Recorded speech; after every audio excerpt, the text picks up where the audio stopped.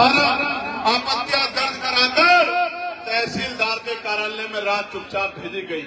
और मैं आपको जानकारी के लिए बताना चाहता हूं, तहसीलदार से जब पूछा गया तो तहसीलदार महोदय बोले कल तक तो नहीं थी, रातों रात में कहां से आ गई। एक ही नाम से 100 आपत्तियां, एक बूथ में 100 वोट काटने की तैयारी, यही ऐसे SIR है जिसके खिलाफ हम लोग आंदोलन कर रहे थे कि SIR के नाम पे कमजोर वर्गों के वोट काटने का काम ये मनुवादी सरकार भारतीय जनता पार्टी की करेगी। और इस सरकार को अगर ये हमारे वोटों को छीनने का काम करेगी, सरकार को सबक सिखाने का काम करेगी। प्यारे साथियों, आप महसूस करो, मैंने आपको बताया कि वोट के अधिकार से आपको क्या मिला है, लेकिन आप यह महसूस करो कि आपके वोट को चुपचाप कैसे काटा जा रहा है। जिस व्यक्ति के नाम से आपत्ति दर्ज की गई, आपको जानना अवश्य होगा कि जब उस व्यक्ति को बुलाया गया तो उसने कहा कि भाई मैंने तो कोई आपत्ति नहीं दर्ज कराई, मैंने तो कोई फार्म ही नहीं भरा, मेरे साइन भी नकली है, मेरी पासबुक से मिलवा लो, मेरे और डॉक्यूमेंट से मिलवा लो, मेरे आधार कार्ड से मिलवा लो, मेरे साइन ही नहीं है। इसका मतलब SIR की आड़ में भारतीय जनता पार्टी की सरकार अपने वोट विरोधी वोटों को, जिनमें दलित, पिछड़े, मुसलमान, आदिवासी वोटर है, ईसाई भाई हैं, उनके वोटों को काटने का काम कर रही है। मैं चैलेंज करके कहना चाहता हूं मुख्यमंत्री जी, प्रधानमंत्री जी से, वो दिन चले गए कमजोर वर्गों के लोगों पर जुल्म होता था, उनके अधिकार छीनते थे, वो चुपचाप देखते थे। अगर यह न्यायपूर्ण प्रक्रिया रोकी नहीं गई तो दिल्ली का चक्का जाम कर देंगे हम लोग। मेरी बात को याद रखें, गलतफहमी में मत लेना, गलतफहमी में मत लेना। सरकार के लोगों कभी गलतफहमी में हो, गलतफहमी दूर कर लो। ये वोट मांगने से नहीं मिली, बाबा साहब अम्बेडकर के 4 बच्चों कुर्बानी से मिली है। एक भी वोट कटने नहीं देंगे, मेरी बात को याद रखना। और जो अधिकारी सम्मिलित होगा, राजकाज बदलेगा, और बिना राजकाज बदले भी जो अधिकारी सम्मिलित होगा, उसके दफ्तर के बाहर ऐसे धरना देने का काम करेंगे, उसको बताने का काम करेंगे कि आपको संविधान का उल्लंघन नहीं करना चाहिए। प्यारे साथियों, वोट आपका संवैधानिक अधिकार है, ये आपसे कोई नहीं छीन सकता है। इसलिए कह रहा हूं नौजवानों को, जो नौजवान बहुत नारे लगाते हैं, उनको जाके अपने वोट की रक्षा करनी है, माँ बहनों के वोट की रक्षा करनी है, अपने अड़ोसी पड़ोसी की वोट की रक्षा करनी है, अपने क्षेत्र की वोट की रक्षा करनी है। अगर वोट की रक्षा नहीं करोगे तो चुनाव वाले दिन, जिस दिन वोट पड़ेंगे, वोट डालने जाओगे और आप पे वोट ही नहीं होगा, तो कैसे चंद्रशेखर को, आजाद समाज पार्टी को, कैसे भीम आर्मी को, कैसे गरीबों, मजदूरों, दलितों, पिछड़ों, मुसलमानों, आदिवासियों को कैसे ताकत दोगे? कैसे अपनी गरीबी, बेबसी, लाचारी, बीमारी और तमाम तरह की जो टैक्सेज आपके ऊपर थोपे गए, इनको कैसे खत्म करोगे? कैसे अपनी बच्चियों की रक्षा करोगे? कैसे अपने बच्चों की रक्षा करोगे? कैसे अपनी जमीनों की रक्षा करोगे? कैसे अपने हक अधिकारों की रक्षा करोगे?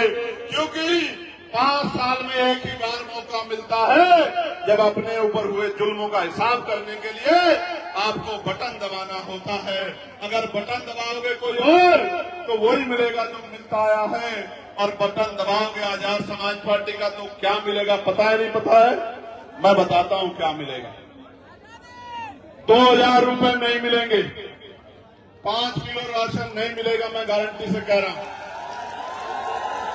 सुनना एक बार, 5 किलो राशन नहीं मिलेगा, 2000 रुपए नहीं मिलेंगे, लेकिन आपके बच्चों को सरकारी स्कूलों में वो एजुकेशन मिलेगी जो प्राइवेट स्कूल 20,000 रुपए महीने की फीस लेकर भी नहीं दे पाएगा। मेरी बात में याद रखना। और ये प्राइमरी स्कूलों से शुरू होगा। बुनियाद मजबूत करेंगे, ऐसी शिक्षा व्यवस्था लागू करेंगे कि बड़े बड़े धन्ना सेठ भी सरकारी स्कूलों में अपने बच्चों का एडमिशन कराते फिरेंगे। मेरी बात को आप याद रखें। प्यारे साथियों, एजुकेशन सिस्टम अच्छा करेंगे और इतना मजबूत बनाएंगे आपकी आने वाली नस्लों को, और जो आज आपकी नस्लें हैं नहीं मांगेगी, वो 50,000 रुपए का रोजगार करके आपके आंसू पूछने का काम करेगी, आपके गरीबों को ठगने का काम करेगी, आपके सपने पूरा करने का काम करेगी। प्यारे साथियों, क्या बदलेगा बटन दबाने से? बटन दबाने से बदलेगा कि आपको अच्छा इलाज मिलेगा बिना बहुत पैसा चुकाए।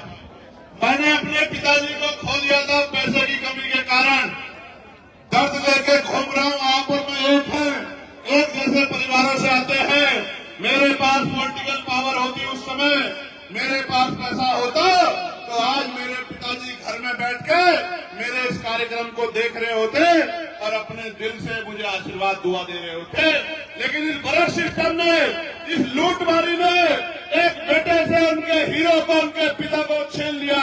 उसी दिन हमने तय किया था कि जब राजकाज बनेगा ऐसा हेल्थ सिस्टम लागू करेंगे, बड़ी से बड़ी बीमारियां, तमाम टेस्ट, तमाम रिपोर्टें, तमाम इलाज इतने कम पैसे में होगा कि किसी गरीब को अपनी जमीन गिरवी नहीं रखनी पड़ेगी।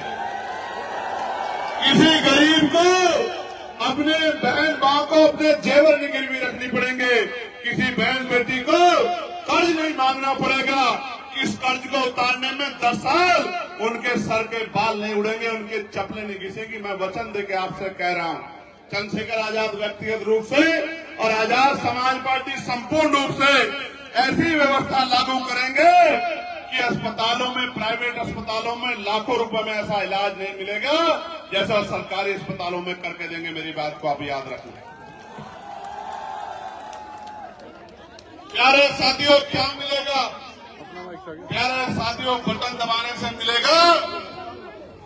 अभी गुजरात में 2 दिन पहले एक दलित समाज का दूल्हा बारात निकाल रहा था, घोड़ी पे तलवारों से हमला करके मारा पीटा।